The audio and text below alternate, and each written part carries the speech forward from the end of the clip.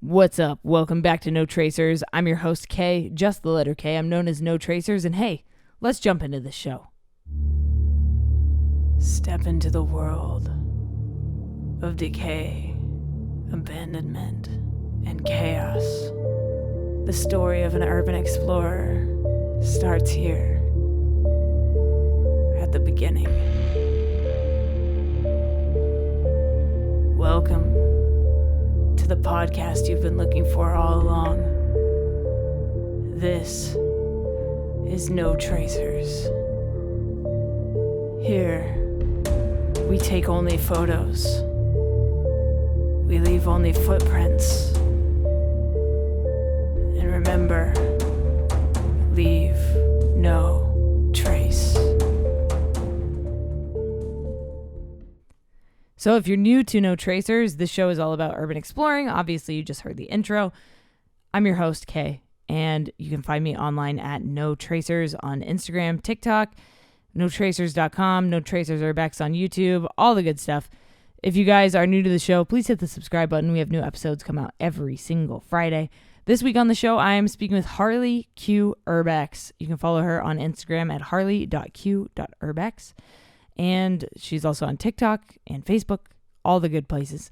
So before we get into the show, just a couple things. I released a new book. It's an urban exploring guidebook. So if you want some tips and tricks for urbex and you're just getting into the hobby, or if you like collector's items, pick up a copy of my book. It's on notracers.com, along with my other book, which is No Tracers, an Urban Explorer's Diary, which is my stories and photos from abandoned places that I've explored over the years. And lastly, if you guys want to support the podcast, there's a couple ways to do so. There are links to Amazon products down in the description that if you buy through that link, I get a little bit of kickback, so that helps me out, and it helps you get some new gear. Otherwise, you can go to liquiddeath.com and buy a case of water. Yeah, water, guys. You got to stay hydrated out here in these bandos. And if you're tired of buying plastic water bottles, hey, there's an alternative. You can actually get canned water now from Liquid Death. Their motto is murder your thirst, so be sure to do that and use code just the letter K for 10% off your order. Without further ado, Harley, I guess I could just call you Harley, yeah. Harley Q Urbex, please introduce yourself and how long you've been exploring to the No Tracers audience. Hi, I am harley.q.urbex on Facebook and Instagram, and I've been exploring for about a year now. Amazing. So what got you into exploring? What made you catch the bug for abandoned places? Actually, my husband started doing this about a year and a half, 2 years before I did. We had kind of been going through a rough patch, and the time away from me was a lot. So I decided that I was going to join him just to make our relationship stronger and to see what this was all about, and fell in love with it myself. Wow, that's actually super fascinating and interesting that this hobby kind of brought you guys closer together. Can you take me into your first exploration, your first abandoned building, and what you did, what you saw, what you experienced, and what made you kind of fall in love with it? I had the best first explore ever. I did an outdoor water park. Wow. So when you do an outdoor water park, it'll immediately get you addicted to this. So getting to climb those slides and run down those slides, it was amazing. And just being out in the open, it was so awesome. Since then, people have been arrested at this site. I just have to throw that out there. But I got two very good explorers of that place. With just about everything there. The second time we went back, it was damaged all to holy hell. But we actually had built, the second time we went, a cart and rode a cart down these slides, and it was insane. Oh my God, that's incredible. There's a notorious water park out in between Los Angeles and Vegas, and it was my spot. Every time I went out to visit my mom in Vegas, I would stop there. I'd stop there on the way back. I just couldn't get enough of this place, And over the years, I got to kind of watch it deteriorate and decay more, and the elements would affect it more. And unfortunately, vandals would come in, and one of the buildings got burned down recently, and so it was just kind of like watching this place like fall into disarray, like further and further. For you, what's it been like to? I don't know if you've gone back to the same places over. I mean, you have clearly, but like, what's it like to watch these places decay over time? The natural decay is beautiful. The watching the water run through the roof, so to watch like the mold and things grow on the like pews of churches that we've gone back and visited multiple times. That's gorgeous. Now, I have to say, the graffiti and the tags, these kids that, I mean, we've run into there's a mega church that we visit up in North Ohio that constantly between the scrappers trying to get every ounce of copper and piping out of this building, the ceiling has been ripped apart. The kids just looking to break things. And then the people that graffiti and the horrible graffiti, not even the good stuff, just the I want to destroy things that people just want to appreciate and take pictures of. That to me is disgusting. But other than that, the natural decay of things and watching it decay over time, it's absolutely beautiful, and it's great to be able to document and watch. Absolutely. Yeah. And like you said, watching the moss grow, like watching the mold grow, like that to me is like the most beautiful thing. Like whenever I see like moss inside on the floor, like a carpet, it's just the most magical thing I've ever seen. And I love capturing that kind of stuff, like the plants growing up through the concrete. Like it's so there's something so special about Earth taking back what humans put in its place, you know? Exactly. And for me, I'm a unconventional shooter, so I'm not a tripod shooter. So I roll around in it quite often. So I'm usually covered in whatever is on the ground of any of these buildings. So even then, you carry that smell with you. So it is something and the silence in these buildings is absolutely fascinating. Yeah, talk more about that silence and the sound of the building, like the voice of the building. Like for example, I was in an abandoned hospital, like a high-rise hospital recently, and it just was speaking. Like the wind would come through the walls and the windows, and it would move stuff around, and it just had a voice to it. Can you talk a little bit more about the sounds or the lack of sounds in these buildings? See, I'm a bartender by trade, so I listen to people talk all day long. So for me, going into these buildings, and my crew is one of these crews that we kind of just parse off so we don't get into each other's shots. So it's being able to walk around and absorb these buildings, and for me it's the silence and yes, the wind and things coming through. Or I remember in Kirby Church recently, like just the sound, there was like a shutter that had been open, and it was just the wind against that one shutter is just repeatedly is all that you heard in this. But it made it its own unique entity, and it gives it its own life. Each building, it's some of the buildings are damaged structurally, so you'll get the creaks, and those are the things that you also need to listen to, because that'll also let you know what's safe to walk on and what's not. For me, it's a living being, and I treat it as such. So thankfully, I guess, to that accord, I've never been hurt in any of these buildings, just because I respect that they are themselves their own living beings. Yeah. Even if they're like dying structurally, they're still alive. You know? And that's another fascinating thing. And you're so right. Like you have to be able to listen to that. I know some explorers that explore with headphones in, and I'm like, I couldn't. There's no way I could ever do that. It's crazy to me. I have done it. Now I have, and it's on a solo explore, and often solo explore, I will put in my headphones and do it by myself. And it's only after I've cleared the building and that I know that like it's structurally okay and that nobody else is in the building. Sure. And it's usually just, if I've got a tune in my head that I can jam with when I'm shooting, it often gives my pictures of feeling to me. So like it depends on where I'm shooting. Like I won't do it in a building that is just unsafe, or I won't do it in a building that I feel it unprotected in.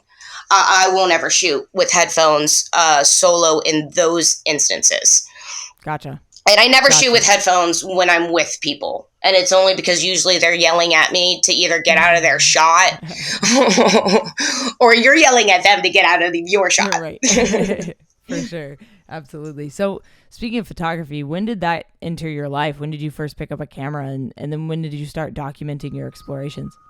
Now, unfortunately, like I've always had a camera ever since I was a kid. I kind of picked up photography a lot when I was a kid, and then for some reason, one thing or another, life, and I just put it down and never really picked it up again, and never really even thought about it. I'm more of a practical person by nature, so art and things were things that I drew as a kid. I did digital publishing as a kid and things of that nature, but once the real world came and I started doing CAD work and engineering, all of that creativity got sucked out of me because nothing could be outside of what the standards were. And it wasn't until my husband kind of pulled me into this did I discover I had my own view again. Wow. Yeah. And it's so powerful what this hobby, if you will, passion does for people as far as like giving them that creative outlet again.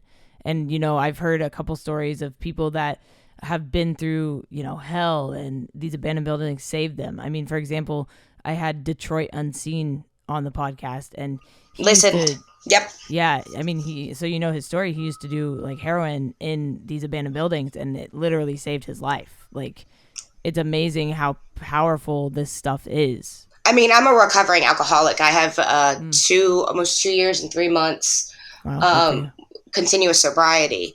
So I definitely it came into my life at a point where I'd been sober for like a year, and I needed something. So between this and the gym, it's given me a positive outlet to where I haven't even considered relapsing. Not only that, I have a lot of medical issues, and I found that this helps a lot with that, of pushing myself to get up off the couch and force myself to get moving and to see beauty in every day.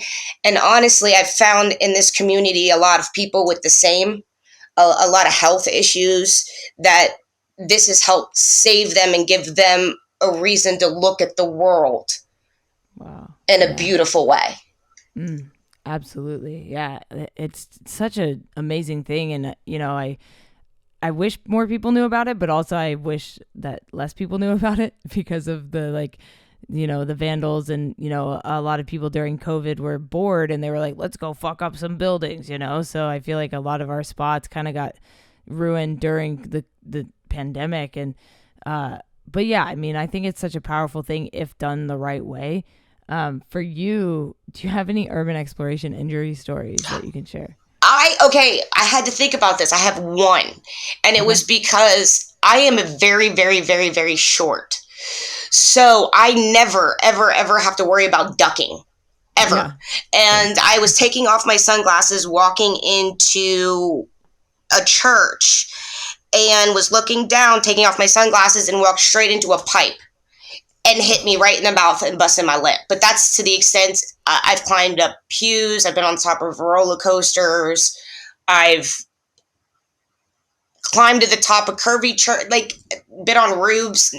And unfortunately, knock on wood, that is the only thing that has ever happened to me doing this. Now, I'm a klutz in my regular life, but as soon as you put me in an abandoned building, apparently I'm okay. Yeah, that instinct, that the animalistic instinct kind of kicks in when we're in these abandoned buildings. I feel like our senses heighten a lot, like our hearing, our sight, everything is just elevated in these places. And so I think that can help us a lot whenever we're like super hyper focused on like what we're doing in that instance. Plus, we know already going into it, like this building could be unsafe. Like I have to be very aware of my surroundings. So I think that might have a lot to do with that aspect. I mean, it's got to be, because I trip going upstairs. So I don't know how the hell I have not hurt myself doing an abandoned building. Sure. Can you take me into your scariest exploration? Oh, my scariest. Now I've done some crazy things, and believe it or not, my scariest exploration is a school, well, a quote unquote school. It's not actually a school. Once I did the research, because this building freaked me out so much, it is an abandoned children's infirmary. Wow. That was sold to Christian foundations and churches since the 80s. And it is creepy. And now it is sealed with steel doors and cameras and creepy things. This place is very creepy. Yeah. Oh my God. Yeah. Those like the children's things, like the abandoned children's places are always like an extra added like level of creepy. Like I've done like a couple boys' prisons, things like that. Yeah. And I'm like, what the fuck? Like, why is this even a thing? Yeah. And it's, and you know, and listen, I can't tell you one way or another. Like this is the only building that gave me evil vibes. Like, let me just tell you, like, apparently it might have been operational. According to the state, it was only out of commission a year. But this place had mold that like had been there for 50 years. Like, there's no way anybody could really breathe in this place. But the only thing that wasn't damaged was a room full of costumes. Yo, no, nah. A room full of costumes, and then down, it looked like a stage had been used in this building, and the principal's headmaster's office. In the bathroom, there was a room behind the bathroom. What? Yeah. What the fuck? Oh, yeah. That looked like somebody had been in there with like meat. This place, all of the kids' names on the desks were the exact same last name. Yo, what? Oh, every book had only had 3 pages of like assignments in them, and it had all been the same. These books in this building, it almost like once I had like, it almost looked like a tax refuge. Weird. This building is sitting earning tax credits in a very, very, very wealthy area. So I don't know exactly what it is, but it doesn't feel good in there. Yeah, I mean, it sounds like some like experimentation shit. Like when you said all the last names are the same, like that sounds crazy to me. Yeah, what? Yeah, it was, and the history of all of it and these foundations. Once I did and looked at it, even this building with the property appraiser's office, it doesn't match. There's a lot of things about this building itself, which it is listed and was on. There was a Ohio school list. It was on an Ohio school list as a school, but once I had done the research, it was never really ever a school. It was the infirmary. So yeah, it's a weird building in itself. So I'll have to say that is my weirdest, scariest, craziest, and now most probably surveilled explore. Yeah, wow, that's insane. Like, what a nutty place to like go into and like just be in that weird, creepy energy. Like, ugh. Oh, I got a ceiling picture where it looks like there's like there's a padlock on a ceiling in that costume closet room. Uh-huh. And there's like a big brown stain. It's insane. Like that place gives me the creeps. Oh yeah, that sounds terrifying. No, I'm not about that life. What about your like riskiest or most dangerous exploration? That was an amusement park in the mountains. That was a very interesting explore that started very early in the morning with climbing a mountain at about 3. But it did happen to be, we got the sunrise coming over and seeing the coaster. So definitely scary. Had heard people been arrested, had their cameras, drones, things confiscated, been shot at this location. So it is heavily surveilled. It is a huge amusement park that's known. So that was probably my scariest one so far. Dang. And like just a tip for everyone listening, like if you ever get caught and you have time, take your memory cards out of your cameras just in case they get confiscated. Put them, like hide them in your wallet, in your sock, like just take your memory card out of your camera, because oftentimes, you know, cops will make you delete images, format your card, things like that. So just a tip for everybody listening, like take your memory cards out, maybe swap it with another memory card if you have time. Just a general tip for people. I always, whenever I leave a building, I always take my memory card out just in case, because you never know who's going to be out there. I've also done a well-known training facility located in the DC area with a crash helicopter and crash buses and stuff. I know the spot. Oh yeah, that was fun. Yeah, that place is crazy. The photos are nuts. Like, what a cool spot. Like the helicopter, like, damn. Like, and I climbed up in it. I was in it, so I got a selfie up in there. As you have to. So do you have any goal places, like bucket list items that you're dying to explore?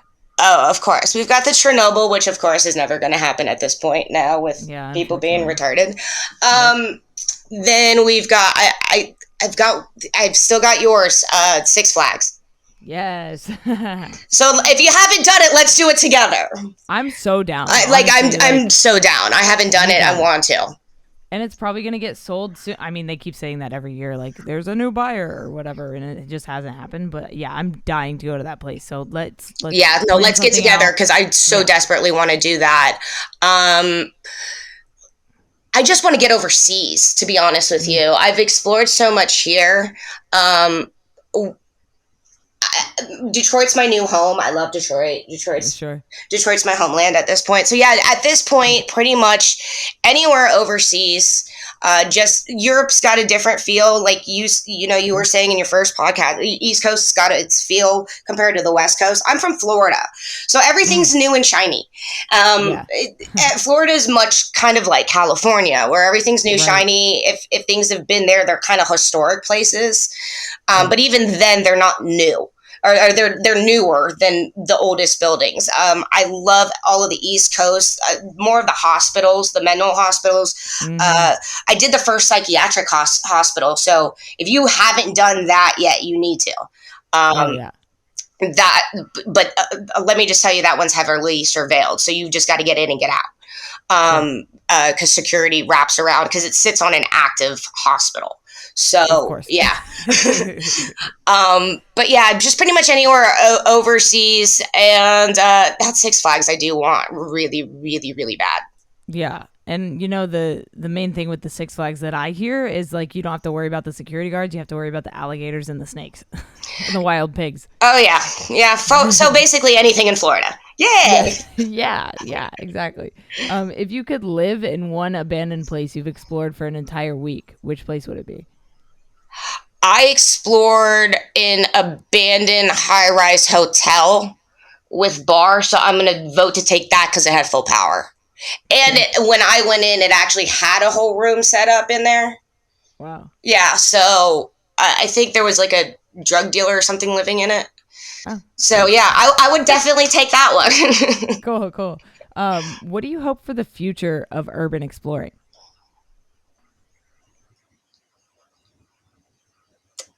To be more of a support for one another. I think, at least since I've gotten into this, at least my little circles have changed a little bit. This isn't a competition. I mean, for most of us, it's a hobby. It's something that we do to escape from our life. So it shouldn't be something that's caused drama or like become like a high school game. Like, I love the people I explore with. They're my family. So like if they ever needed anything, I think it needs to be more of that. And that's what I hope for it. Yeah, no, I agree. It's definitely, there's definitely like toxic people. I've noticed it more on Facebook groups, that there's more like toxicity through these like Facebook groups. Oh yeah. You know, the Urbex community on there, and you post a video and they're like, fuck you, YouTube's for the devil, or whatever. You know, it's just dumb shit that's like irrelevant. Like, oh yeah, you're gonna definitely get the YouTube haters. Yeah, like just let people make their content, whatever. We're all doing the same shit. Like, just let us do it and support one another. I agree with you completely. And then what is something you know now that you wish you knew when you started exploring? This is this is going to sound really stupid, but I'm a cell phone shooter. And I had a case when I first started that was like this selfie flash case that actually cropped all of my photos. I didn't even know it. Damn.